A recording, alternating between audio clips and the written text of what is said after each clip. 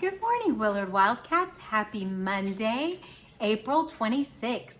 Happy birthday to Dwayne M. We hope you have a wonderful birthday on this Monday.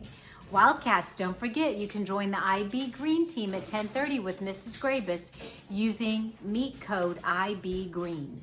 Today, we're going to read Adios, Oscar, a Butterfly Fable by Peter Elwell.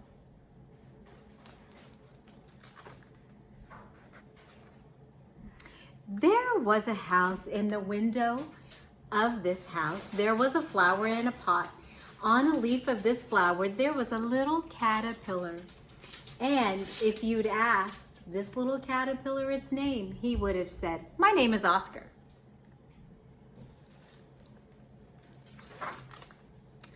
That's just what he said when a butterfly blew in from the sky, landed on his flower, and asked him his name. "Pleased to meet you, Oscar," said the butterfly. "My name is Bob. I just flew in from Detroit, and boy, are my wings tired. But seriously, do you know the way to Mexico?" "Nope, but I sure like those wings of yours," said Oscar. "Thanks," said Bob. "One day you'll have a pair of your own." "Really?" Oscar gasped. "Count on it," said Bob. Then, fluttering off on the passing breeze, he shouted, "If you're ever down in Mexico, look me up."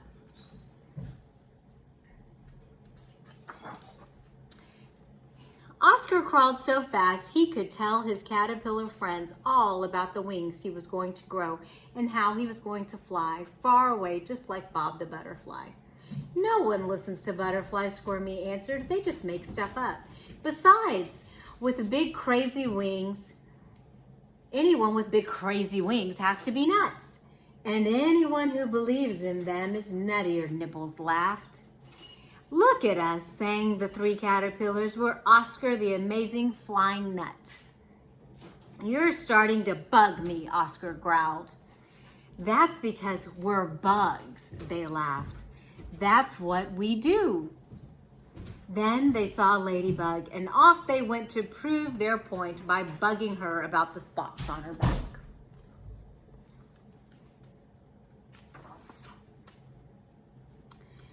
"Don't listen to them, they're knuckleheads," whispered a little voice.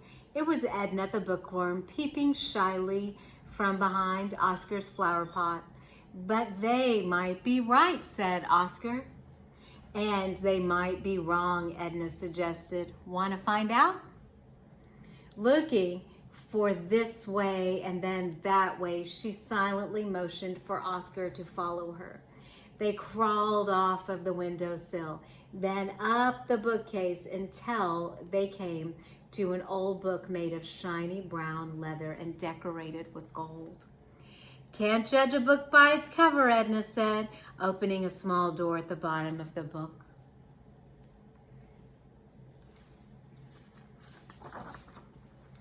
It was the door to a library. As far as Oscar could see, there was nothing but bugs, books, and bookworms reading them. "Wow!" Oscar yelled. "Shh!" the bookworms replied. "Don't worry," Edna said. "They'd love to do that."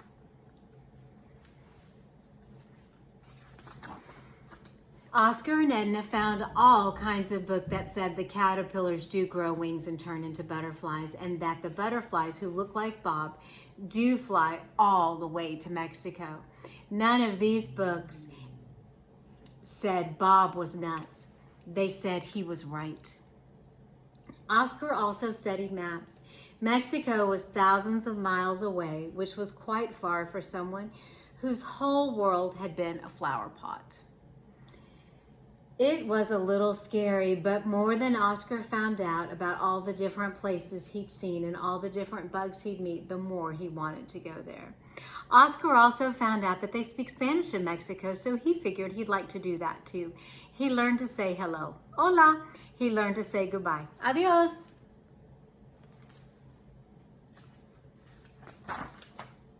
He learned to introduce himself so everyone would know who was saying hello and goodbye.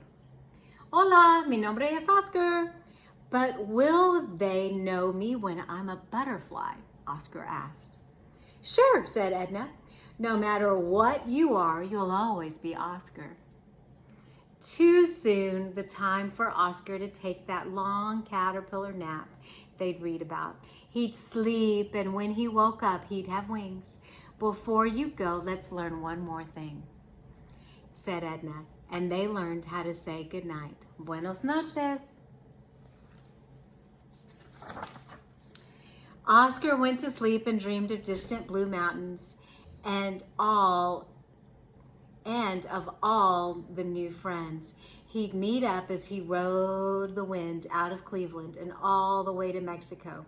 He slept and he slept and he slept some more.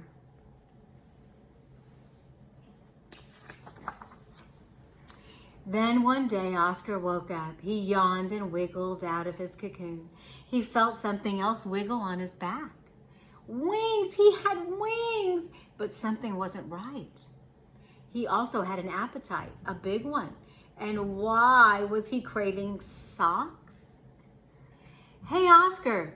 Nibbles shouted from inside the closet. Taste this designer sweater. It's yummy. Look at us, yelled Wiggly. We're flying around a light bulb for no reason. Whee, said Squirmy. Is he a butterfly? What is he? A moth. When he went through metamorphosis, he turned into a moth. Fighting the urge to head for the light bulb, Oscar flew to the mirror instead. Oh no, he cried. Someone made a mistake. I'm not a butterfly, I'm a moth. Now Oscar would never ride the wind. He would never see Mexico. For the rest of his life, he'd fly around a light bulb or sit in a drawer eating old socks. Oscar tried to make the best of it, even with nowhere to go. Flying sure beat crawling, and socks actually tasted pretty good. But when Oscar said, "More socks, please," in Spanish, it made him sad. It just reminded him of the blue mountains he'd never see. Because here he's saying, "Más medias, por favor." And he's sad because he wanted to be in Mexico like the butterflies, like the monarchs. He might have forgotten all about Mexico, but one bright night, Oscar happened to land on his favorite flower in the window. He hadn't come back there since he'd become a moth. And looking around him, a tiny piece of paper caught his eye. There was writing on it. This is what it said. Dear Oscar, amazing things can happen when a moth thinks like a butterfly. Write me from Mexico, love Edna. Oscar felt the moon beckon to him. Like a light bulb in the sky. Yes, he was a moth. And what a moth. Adios, amigos, said Oscar. I've got a postcard to write. And off he soared up toward the moon and into the great night sky. Where are you going? Squirmy called after him. You won't get far, shouted Wiggly. What's amigos? Nibbles asked. Can you eat it? The other moths figured he'd be back as long as there was a porch light to fly around. After all, they said, he's a moth, that's what we do. But that's not what Oscar did. Even with the porch light on, he never came back.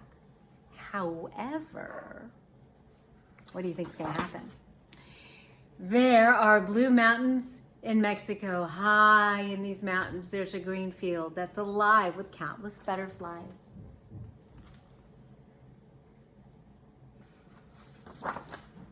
In the middle of this field, there's a flower. Sitting on this flower, you'll find a moth who's writing a postcard to a friend. If you ask this moth for his name, he'll most likely say, Mi nombre es Oscar. Dear Edna, I thought like a butterfly. Love, Oscar. P.S. Bob says hi. And it's to Edna T. Bookworm, Big Book Drive, Cleveland, Ohio, USA. And it says, greetings from Mexico. That's the postcard. I hope you liked today's book, Wildcats. Wildcats, remember, we are safe, respectful, and responsible. And I will see you on Tuesday. Have a wonderful day.